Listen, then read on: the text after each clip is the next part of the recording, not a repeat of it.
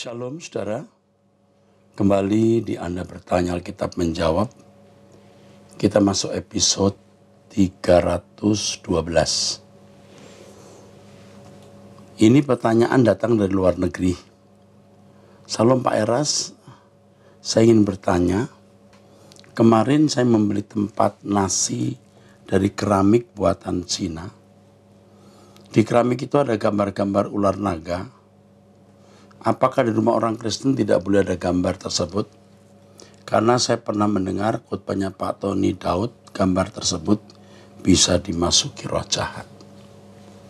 Sebenarnya gambar apa saja juga bisa dimasuki roh jahat, saudara.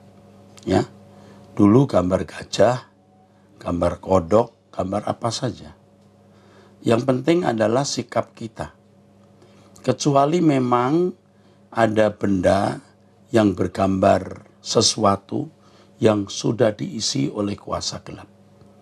Itu jelas ya, itu harus dimusnahkan. Tetapi kalau tidak, kita tidak perlu mempercayai hal-hal yang bersifat mistik itu. Dan jika ada benda yang bergambar tertentu, apakah naga, apakah binatang yang lain seperti singa, macan, kalau ada kuasa gelapnya, pasti Tuhan akan memberitahu kepada kita. Lalu pasti ada reaksi-reaksi dari kuasa gelap yang bisa menandai adanya kuasa gelap di benda-benda itu. Ya saudara, kita kalau bertamu di rumah orang juga sering diberi cangkir bergambar ular naga misalnya. Ya, tidak masalah. Kalau kita misalnya mau beli cangkir, kalau ada gambar ular naga ya kita hindari karena bisa menjadi batu sandungan bagi orang Kristen yang lemah imannya. Sebaiknya tidak usah menggunakan gambar ular naga. Dulu waktu saya menikah saya menyewa kursi. Kebetulan kursi itu ada gambar naganya. Karena saya takut itu menjadi batu sandungan maka saya hindari. Kalau buat saya tidak masalah, mau ular apa saja. Karena Tuhan Yesus pun juga digambarkan seperti ular, ya, yaitu Nehustan, yang dinaikkan di padang gurun supaya mereka yang dipatok ular tidak mati ketika melihat ular itu. Dan Alkitab mengatakan ular itu menjadi lambang simbol dari Kristus yang dinaikkan di Bukit Kalvari. Tapi sekali lagi, kalau Anda bisa menghindari gambar ular naga dari benda-benda yang Anda beli, sebaiknya dihindari. Tetapi kalau tidak, jangan itu jadikan masalah. Kita jadikan masalah malam berisi benar, ya. Oke. Saya sudah beberapa hari ini melihat bayangan hitam di rumah saya dan sangat aneh. Patung pengantin Jawa yang di atas lemari saya berubah posisi. Saya menanyakan pada suami, apakah dia yang merubah posisi itu? Dia mengatakan tidak. Nah ini kemungkinan besar di rumah Anda ada roh jahat. Kalau benar-benar ada benda yang bisa bergerak tanpa digerakkan oleh tangan manusia. Karena iblis juga bisa mengubah posisi-posisi benda di rumah kita. Bagaimana cara mengusir roh itu Pak Erastu? Saya tinggal di Belanda dan suami saya tidak percaya akan hal tersebut. Dan pertanyaan terakhir, mertua saya bulan Juli yang lalu meninggal dunia. Banyak barang-barangnya dibawa ke rumah kami dan kemungkinan juga bantal yang dipakai pada saat mertua saya meninggal dipakai beberapa hari sebelum masuk peti dan itu juga diberikan ke kami oleh kakak dari suami saya. Terima kasih Pak Eras, mohon jawabannya. Mengenai benda-benda yang ditinggalkan oleh almarhum itu tidak menjadi masalah. Apakah itu bantal, apakah itu pakaian atau apapun. Nah orang timur itu secara psikologi sering terpengaruhi. Padahal itu tidak jadi masalah. Kecuali ada benda-benda yang mengandung atau memuat atau berisi kuasa gelap. Ya. Nah itu yang menjadi masalah. Jika Anda harus dimusnahkan. Jika tidak atau tidak jelas ya biarkan saja. Bagaimana mengusir setan di rumah Anda? Kalau saya biasa menggunakan minyak saya doakan, Tuhan jadikan ini minyak urapan yang berkuasa, Atas minyak ini turun kuasa dari Elohim Yahweh dalam nama Tuhan Yesus Kristus. Lalu saya oleskan di rumah. Ya. Kalaupun tidak pakai minyak juga tidak masalah. Saudara menyembah Tuhan, berdoa, lalu Anda minta malaikat-malaikat Tuhan turun. Ini yang penting. Ya.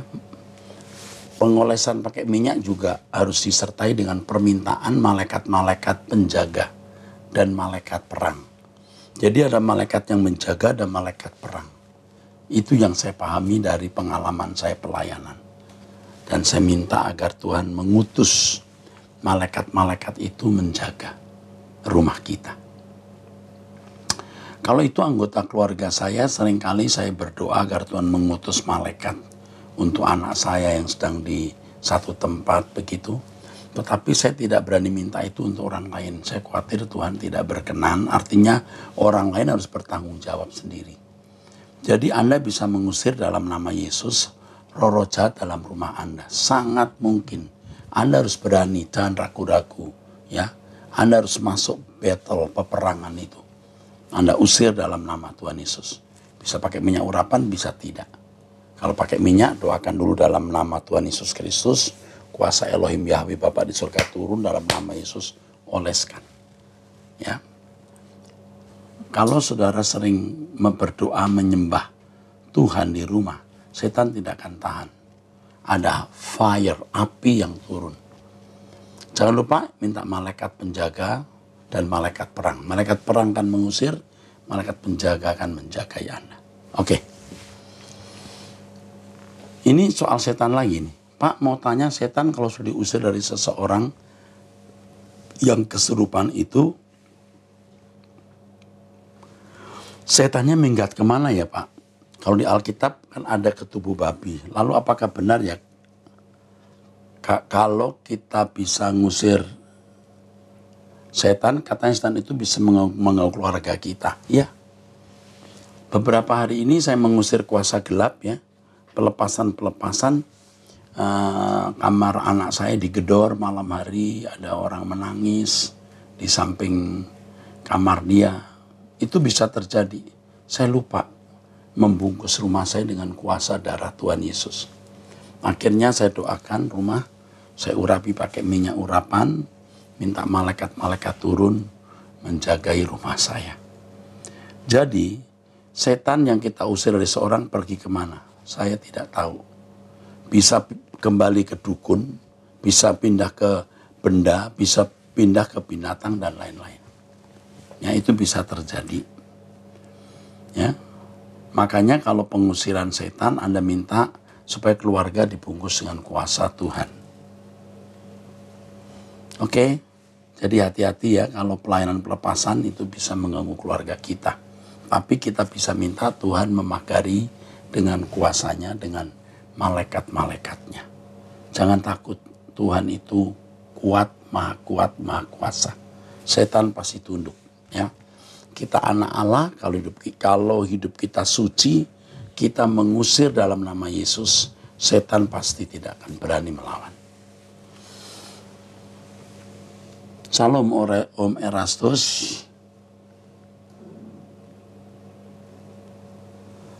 Saya Ola, umur 14 tahun.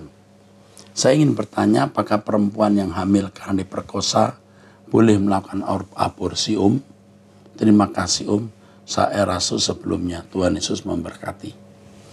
Ini pertanyaan bukan dari anak umur 14 tahun mestinya. Ya. Lalu apakah boleh diaborsi? Saya harus tanya, sudah diperkosa berapa hari?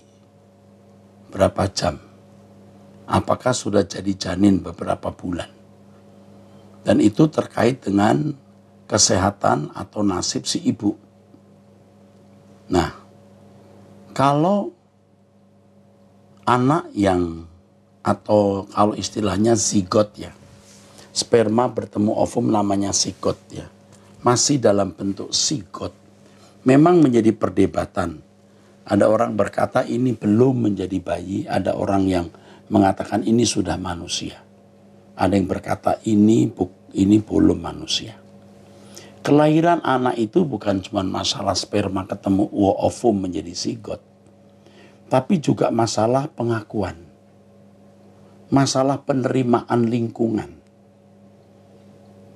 Apakah kita akan membiarkan seseorang lahir tanpa jelas pengakuannya, tanpa penerimaan, yang bisa menjadi trauma panjang si ibu dan keluarga besar? Jika hal itu, ya nak, ini Ola masih muda sekali ya. Jika hal itu ya memungkinkan, artinya baru terjadi, bisa dibersihkan, saya kira bisa dipertimbangkan. Jadi saya masih membuka kemungkinan, menurut saya kebetulan dosen etika juga membahas hal ini. Jika itu baru terjadi dan bisa dibersihkan dari rahim, maka saya masih memberi kelonggaran dan peluang untuk membuang sigot. Tapi kalau sudah beberapa bulan dan ini sudah membentuk menjadi bayi dan akan membahayakan bagi sang ibu maupun anak itu, harus dipertimbangkan untuk tidak dilakukan aborsi. Ya. Jadi tidak bisa dijawab ya atau tidak, tapi harus dilihat dari berbagai aspek dan sudut. Bahkan kalau kita melihat ibu-ibu hamil dari hubungan suami istri, bukan perkosaan, lalu anaknya tidak tumbuh dengan baik, nanti lahir bukan saja cacat, tapi tidak normal menjadi manusia, bahkan belum tentu menjadi manusia. Dan itu membahayakan bagi sang ibu. Ini pun juga harus ada kemungkinan atau ruangan di mana aborsi bisa dilakukan. Nah, tidak simpel jawabnya, harus melihat kasusnya secara lengkap ya Ola. Jadi Om Eras tidak mengatakan boleh, Om Eras juga tidak mengatakan tidak boleh. Ini khusus mengenai perkosaan ya. Kan ada hubungan seks di luar nikah. Ini bukan perkosaan. Biasanya saya menentang adanya aborsi. Biar saja anak ini dilahirkan. Dilakukan senang sama senang. Walaupun akan menggoreskan-goresan pedih di hati banyak pihak, tetapi dilakukan dengan senang, bukan pemerkosaan. Tapi bayangkan kalau pemerkosaan itu dilakukan oleh seseorang yang tidak jelas, ya, tidak jelas, warna kulit yang berbeda misalnya, lalu nanti si ibu melahirkan anak yang warna kulitnya beda dengan sang ibu. Wah, ini banyak faktor ya. Dan ibu ini akan trauma setiap kali melihat anak itu, mengingat rape atau perkosaan tersebut. Jadi itu yang dapat saya jawab. Tetapi jawaban ini tidak boleh secara doktrin, harus secara pastoral. Artinya perlu dialog, melihat masalahnya secara mendalam, baru kita putuskan. Itu pun harus minta petunjuk Tuhan. Istilahnya coram Deo. Hasil optimal pergumulan dengan Tuhan. Artinya tanya Tuhan dengan sungguh-sungguh, baru kita mengambil keputusan. Ya, itu yang dapat saya jawab. Ya, oke. Salam Pak Eras, saya mahasiswa Magister Teologi STTBI. Saya sering dengar khutbah Bapak tentang LP3. Saya ada dua pertanyaan. Yang pertama saya mau tanyakan adalah nanti di LP3 kita menggunakan tubuh seperti apa? Tubuh seperti ini hanya tidak bisa mati, ya. Apakah tubuh yang saat kita mati atau tubuh yang bagaimana?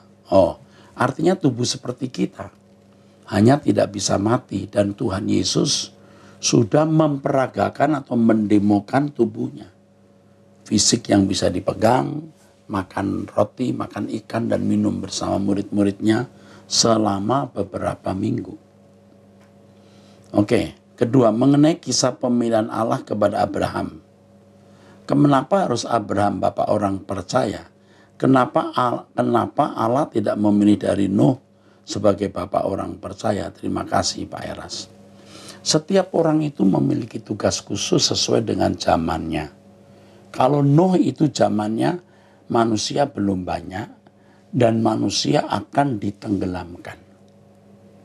Ya, Maka tugas Nuh khusus ya untuk menyelamatkan sisa manusia dan binatang. Sedangkan Abraham ini zaman manusia sudah banyak. Ini setelah zaman Nuh, di mana Abraham ya dengan kondisi hidup Abraham yang sudah ada di Ur Kasdim di lembah Sumeria, dia harus keluar dari lembah Sumeria ya. Dia harus meninggalkan famili, kampung halaman, ke negeri yang Tuhan akan tunjukkan. Dari sejarah hidup Abraham ini nampak tindakan-tindakan iman Abraham. Meninggalkan Ur Kasdim, walaupun itu negeri yang sudah begitu maju, modern, atau sangat metropolis zamannya, ia rela tinggalkan. Itu iman. Abraham harus pergi ke negeri yang dia tidak tahu di mana itu. Ya, harus melalui padang gurun dan lain sebagainya dengan seluruh masalah yang timbul. Seperti ada kelaparan, dia pergi ke Mesir. Di Mesir Sarah hampir diambil istri oleh Firaun dan seterusnya. Dari jejak rekam Abraham ini, maka dipetik kehidupan iman. Tetapi kalau Nuh tidak, beda. Nuh menjadi anak penghiburan. Di tengah-tengah manusia yang tidak takut akan Allah, semua bejat, Nuh khusus memiliki hati yang takut akan Allah, menjauhi kejahatan. Ia menjadi penghiburan juga bagi Allah. Dan tugasnya menyelamatkan keluarga serta binatang-binatang yang harus diselamatkan. Ini pertimbangan Tuhan yang tentu sangat sempurna. Ya, Anda kenapa nggak tanya begini? Kalau seandainya Abraham itu namanya Nuh namanya Abraham, gimana? Bukan soal nama. Ya, sebenarnya soal zaman di mana mereka hidup. Ya, zaman di mana mereka hidup. Abraham hidup pada zaman khusus, Nuh hidup pada zaman khusus, dan tugas masing-masing. Nanti kalau kita bicara soal kehidupan orang percaya, banyak anggota tapi satu tubuh, masing-masing anggota memiliki tugas yang berbeda. Tangan berbeda dengan kaki. Kenapa kaki nggak jadi tangan, tangan nggak jadi kaki? Nggak bisa, fungsinya beda. Demikian pula Abraham dan Nuh, fungsinya beda. Hidup di zaman yang berbeda. Itu semua kebijaksanaan penentuan Tuhan. Dan masing-masing punya keistimewaan untuk tugas yang Allah berikan. Oke. Salam Pak Eras, salam sehat. Saya wanita usia 55 tahun. Pak, saya sering bertanya dalam hati, apakah masih perlu berdoa buat suami yang tidak mau dengar hal baik? Ya.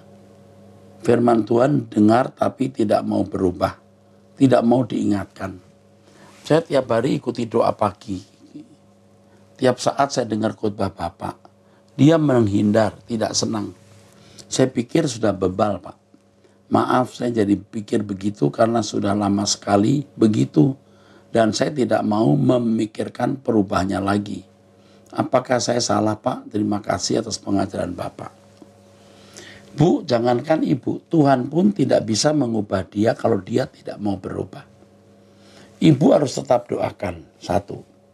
Tapi cukup, jangan terus-menerus. Nanti ibu juga bisa salah, seakan-akan ibu mau memaksa Tuhan. Atau mentobatkan suami dengan cara ibu, dengan cara doa saja. Alkitab mengatakan suami yang tidak takut akan Allah diubah oleh kelakuan istri. Jadi ibu mesti memeriksa kelakuan ibu. Sudah cukupkah kelakuan ibu yang begitu kuat bisa mengubah dia? Ibarat lampu, ibu sekarang mungkin baru 100 watt. Suami belum tergerak. Kalau ibu 1000 watt mungkin baru tergerak. Sekarang yang ibu lakukan adalah bukan hanya ikut doa pagi dan mendengarkan khotbah. Perilaku ibu harus berubah. Ya. Sudah jangan mengkhotbahi suami dengan kata-kata lagi. Serahkan dalam tangan Tuhan. Sekarang ibu yang harus menunjukkan perilaku yang luar biasa indahnya. Untuk bisa mengubah, untuk bisa mempengaruhi, untuk bisa memberkati suami. Ya, oke. Salam Pak Pendeta, terima kasih sebelumnya untuk menjawab pertanyaan saya. Ya, umur 15 tahun saya ini ingin menanya Pak, menurut Bapak apakah orang Kristen aliran berbeda seperti Ortodoks, Katolik dan lainnya bisa hidup sempurna seperti Yesus? Dan kalau misalnya ada seseorang ingin hidup sempurna, apakah harus pindah ke Kristen Protestan Pak? Terima kasih Pak, sehat selalu untuk Bapak dan keluarga. God bless Pak Pendeta. Dari Raga Azira, umur 15 tahun. Ini juga pertanyaan yang luar biasa dari seorang anak yang masih sangat belia, tapi pertanyaannya sudah begitu bermutu. Oke, pasti kamu ya Raga berpikir bahwa Kristen Protestan itu yang paling benar. Yang paling benar itu bukan Ortodoks, Katolik, atau Kristen Protestan, atau Pentakosta, atau yang lain. Yang benar itu ketika seseorang ya mengerti kehendak Allah dan melakukan kehendak Allah. Jadi bukan masalah Ortodoks, Katolik, atau Kristen Protestan. Tapi masalahnya apakah seseorang benar-benar mencari Tuhan dengan sungguh-sungguh, mengerti firman Tuhan dengan benar, ya, mengerti kehendak Tuhan yang dilakukan, ya, mengerti kehendak Tuhan untuk dilakukan dan mengerti rencana Tuhan dalam hidup pribadi untuk dipenuhi. Belum tentu orang Kristen Protestan itu bisa sempurna. Belum tentu orang Ortodoks atau Katolik juga bisa sempurna. Ini bukan masalah denominasi, tetapi masalah individu pribadi hubungan dengan Allah. Tetapi saya juga harus menggarisbawahi bahwa doktrin seseorang itu sangat mempengaruhi kesucian seseorang. Jadi kalau doktrinnya tidak tepat atau kurang tepat, sulit apakah dia bisa sempurna atau tidak. Sulit maksud saya untuk sempurna. Nah kalau kamu tanya saya, mana yang paling benar? Tentu saya tidak boleh mengemukakan di sini karena akan melukai orang. Hanya saya minta kamu Raga untuk belajar terus firman melalui Om Eras sampai kamu bisa mengerti mana kebenaran yang benar-benar benar, kebenaran yang benar-benar murni itu. Raga, salut ya, kamu luar biasa.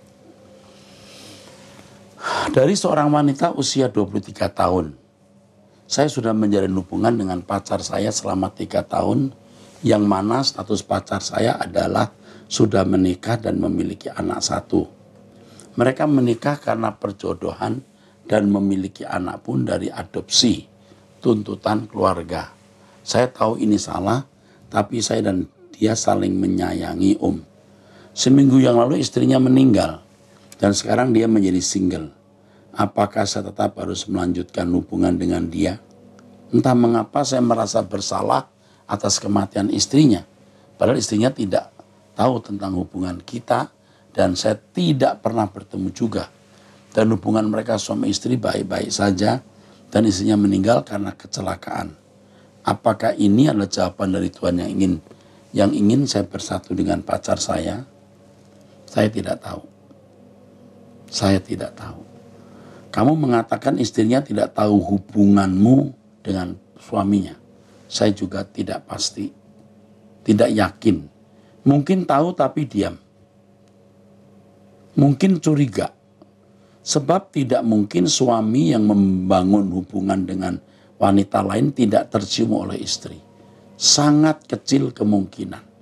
Tetapi di kedalaman hati istri ada kecurigaan, ada perasaan tidak sejahtera, apalagi kalau dia orang percaya, dia punya naluri.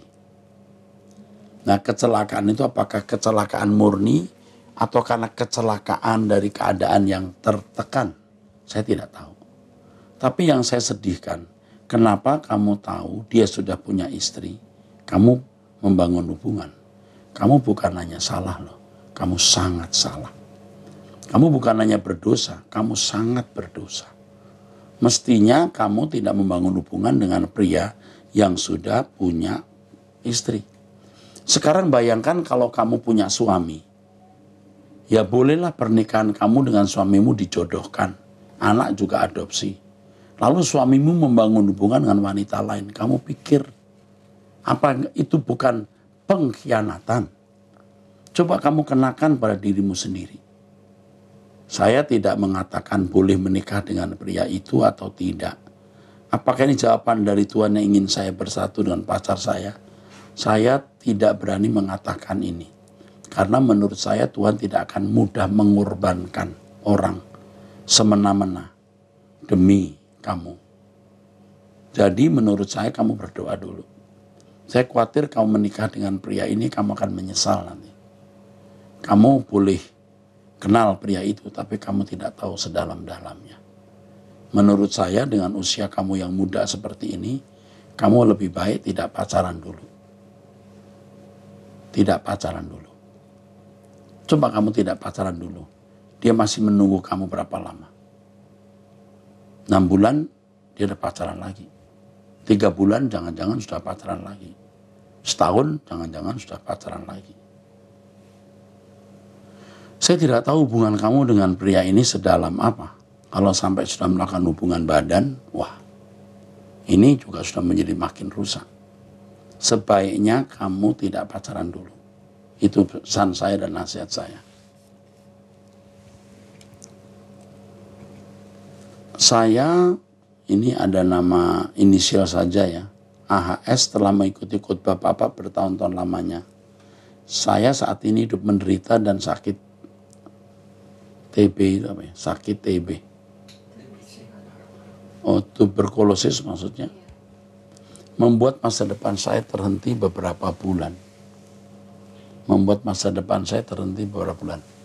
Saya tidak menuntut pertolongan Tuhan, tapi justru saya kehilangan hadirat Tuhan. Apakah hidup itu seindah ini, Pak? Terima kasih. Indahnya hidup itu hanya satu kalau kita memiliki persekutuan yang benar dengan Tuhan. Apakah kita sehat atau sakit? Sekalipun dagingku dan hatiku habis lenyap, gunung batuku dan bagianku tetaplah Allah selamanya. Anda ini kecewa. Anda sedang kecewa. Tetapi kalau saudara masih berani berpegang pada Tuhan dengan satu pengertian bahwa keadaan ini baik sebagai persiapan kepada kekekalan saudara, saudara akan bersyukur. Kalau saudara tidak mengalami keadaan seperti ini, mungkin Anda malah terhilang. Anda tidak menjadi manusia Allah. Tetapi dengan keadaan seperti ini, mestinya reaksi saudara adalah mencari Tuhan dan bisa merasakan hadirat Allah lebih kuat daripada orang yang tidak mengalami keadaan seperti Anda. Saya cuma mengatakan kepadamu atas nama Tuhan.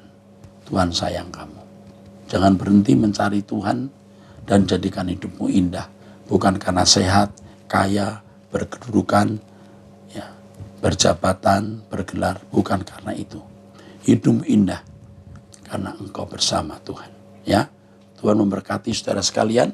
Sampai di sini episode ini. Jangan lupa subscribe Truth ID, menekan gambar lonceng dan memberi tanda like. Jangan lupa doa pagi jam 5 setiap hari bersama saya.